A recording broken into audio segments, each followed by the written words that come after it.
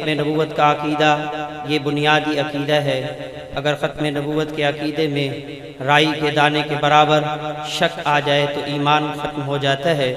یہ ایسا مسئلہ ہے ختم نبوت کا مسئلہ کہ اس میں امت کی حساسیت اول دن سے رہی ہے۔ جناب رسول اللہ صلی اللہ علیہ وسلم کے زمانہ سے ہی اس مسئلہ میں امت حساس رہی ہے۔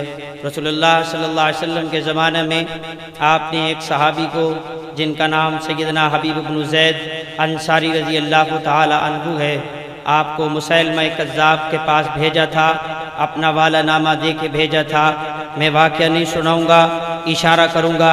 سیدنا حبیب بن زید انصاری رضی اللہ تعالی تشریف لے گئے اور جناب سیدنا حبیب بن زید انصاری رضی اللہ تعالی نے مسیلمہ کذاب کو اس کے اس سوال کے جواب میں جب اس نے کہا تھا تشہد ان محمدن عبدہ و رسولہ، جناب سیدنا حبیب بن زید انصاری رضی اللہ تعالیٰ عنہ جواب دیتے ہیں اشہد ان محمدن عبدہ و رسولہ۔ جب اس نے کہا اتشہد انی رسول اللہ، کیا تو گواہی دیتا ہے میں بھی اللہ کا نبی اور رسول ہوں؟ جناب سیدنا حبیب بن زید انصاری رضی اللہ تعالیٰ نے کیا جواب دیا تھا، اس سے مسئلہ سمجھ آ جائے گا کتنا حساس مسئلہ ہے۔ جناب سیدنا حبیب بن زید انصاری رضی اللہ تعالیٰ نے جواب ارشاد فرمایا انا اسم لا اسمع، میں تو بہرا ہوں، مجھے سنائی نہیں دیتا۔ ایک نہیں چاروں اعضاء کٹ گئے، جان چلی گئی، نہیں تفصیلات میں جاتا، لیکن ایک بات عرض کیے بغیر نہیں رہ سکتا کہ یہ خبر مدینہ طیبہ میں پہنچی۔ اب مدینہ طیبہ میں حبیب کی اماں موجود تھی، آج میرے گھر میں بھی میری ماں موجود ہے، آپ دوستوں کے گھروں میں بھی آپ کی مائیں موجود ہیں۔ اللہ جل شانہ سب ماؤں کو سلامت رکھے۔ ماں جیسی محبت کائنات میں نہیں ہے۔ مجھے کانٹا چبھ جائے ماں پریشان ہو جائے، مجھے بخار چڑھ جائے ماں پریشان ہو جائے، لیکن یہ بھی حبیب کی بھی اماں تھی، حبیب کی بھی ماں تھی، جنہیں ام عمارہ کہتے ہیں۔ یہ جب مدینہ طیبہ میں یہ خبر پہنچی، آج ماں کو خبر دے تو کون دے، آج ماں کو اطلاع دے تو کون دے کہ تیرا بیٹا دنیا میں نہیں رہا، بلکہ بڑی بے دردی کے ساتھ ٹکڑے ٹکڑے کر کے شہید کر دیا گیا ہے۔ میں نے عرض کیا اس ماں کے پاس جب اطلاع پہنچی تو اس ماں نے جواب کیا دیا تھا، مجھے گھبرا کے خبر نہ دے، مجھے پتہ ہے میرا بیٹا حضور پہ قربان ہو گیا۔ سن، میں نے تو اپنے بیٹے کو دودھ ہی آج کے دن کے لیے پلایا تھا۔ میں نے عرض کیا کہ امت پہلے دن سے اس مسئلہ میں حساس، اس مسئلہ میں امت پہلے دن سے حساس رہی ہے۔ میں نے عرض کیا جناب سیدنا صدیق اکبر کے دور میں، جناب سیدنا صدیق اکبر کے دور سے لے کے آج تک اس پر ایک وہ وقت تھا جب مسیلمہ کذاب تھا، اور آج کے زمانے میں مسیلمہ پنجاب ہے۔ جب یہ پاک و ہند میں مرزا غلام احمد قادیانی نے نبوت کا دعویٰ کیا، اس کے نبوت کا دعویٰ کرنے کے بعد پھر امت نے اس کا راستہ روکا۔ تفصیلات میں نہیں جاتا، پاکستان پاکستان کا وجود قیام میں آیا، پاکستان بنا۔ پاکستان کے بننے کے بعد سن 1949 میں آپ کی نمائندہ جماعت عالمی مجلس تحفظ ختم نبوت کا قیام ہوا۔ پہلی جو تاریخ پاکستان کی سرزمین پہ مسیلمہ پنجاب کے خلاف، مرزا غلام احمد قادیانی کے خلاف چلی، سن 1953 میں جو تاریخ چلی، یہ آپ کی عالمی مجلس تحفظ ختم نبوت اس میں یہ شامل رہی۔ اور پھر سن 1954 میں باقاعدہ امیر کا انتخاب ہوا۔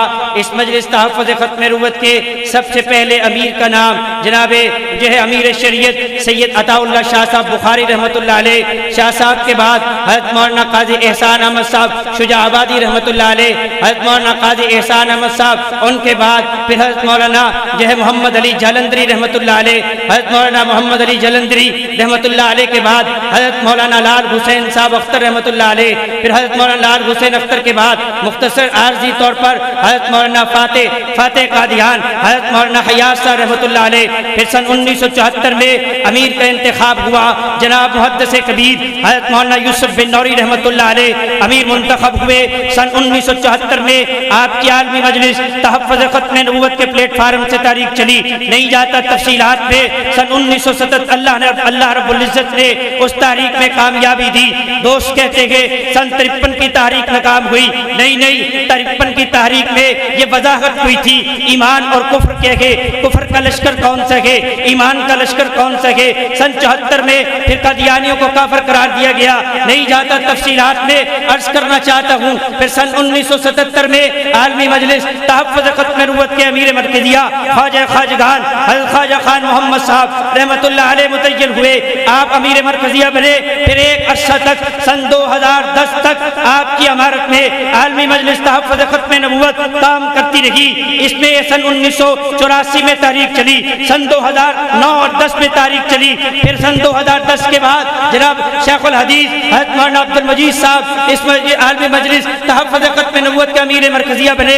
پھر سن 2015 میں حضرت مولانا عبد الرزاق صاحب سکندر رحمۃ اللہ تعالی علیہ امیر مرکزیہ بنے۔ آج اس جماعت کی لگا، آج اس ہمارے اس کاروان کی سیادت و قیادت میرے شیخ اور مرشد ہمارے شیخ حضرت محی السنہ حضرت مولانا حافظ ناصر الدین صاحب خاقانی دام اللہ ویوزہم سامنے تشریف فرما ہے۔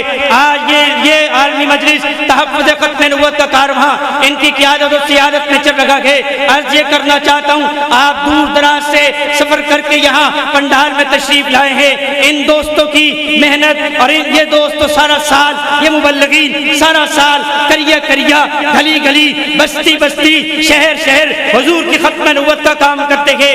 ان کی مہربانی آج ہمیں یہاں اکٹھا کر کے ہمارا نام بھی اس قافلہ حق میں آ جائے۔ میں آپ دوستوں کو دعوت دیتا ہوں، عالمی مجلس تحفظ ختم نبوت کے پلیٹ فارم سے ان بزرگوں کی قیادت و سیادت میں سب دوست مل کے انشاءاللہ ختم نبوت کا کام کریں گے انشاءاللہ، سارے کریں گے انشاءاللہ۔ عالمی مجلس تحفظ ختم نبوت کے پلیٹ فارم سے کوئی بڑا شہر میری معلومات میں نہیں، کوئی بڑا شہر ایسا نہیں جہاں مجلس تحفظ ختم نبوت کا دفتر نہ ہو، ان کا مبلغ موجود نہ ہو۔